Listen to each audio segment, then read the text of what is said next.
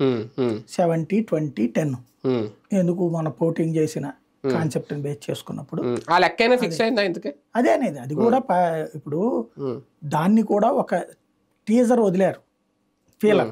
అది కూడా మీడియా ఫీలర్కి వచ్చిన అంటే వాళ్ళ మీడియా వదిలిందా? కావాలని చేస్తారు అది.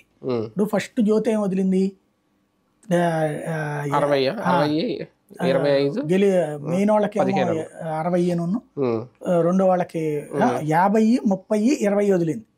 50-30-20, 55-30-15 ఏదో వదిలింది. ఆ తర్వాత ఈనాడు ఏం చేసింది, గెలిచిన ప్రాతిపదిక సీట్ల కేటాయింపు ప్రాతిపదికన అంది. సీట్ల కేటాయింపు ప్రాతిపదికన అయితే 12% పదవులు జనసేనకు వస్తాయి, 6% పదవులే బీజేపీకి వస్తాయి. ఇది వాళ్ళ ప్లానింగ్.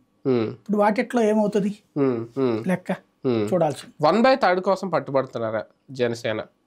నాకు తెలిసి అసలు పవన్ కళ్యాణ్ ఎన్ని ఇస్తే అని తీసుకుంటాడండి ఇప్పుడు కూడా, ఎప్పుడైనా అంతే. ఆయనతో అట్లాంటి ప్రాబ్లమే లేదు అసలు. లోకేష్ ఏమైనా మాట వింటాడో ఏంటో తెలియదు కానీ పవన్ కళ్యాణ్ మాట ఖచ్చితంగా వింటాడు. ఆయన ముందు ప్రస్తుతం తన వాళ్ళకి పవర్ రుచి చూపించాలనుకుంటున్నాడు. ఊరికినే గొడవలు పెట్టేసుకునే ఎన్ని నోటి దగ్గర ముద్ద పోగొట్టుకోవాలనుకోవట్లేదు ఆయన.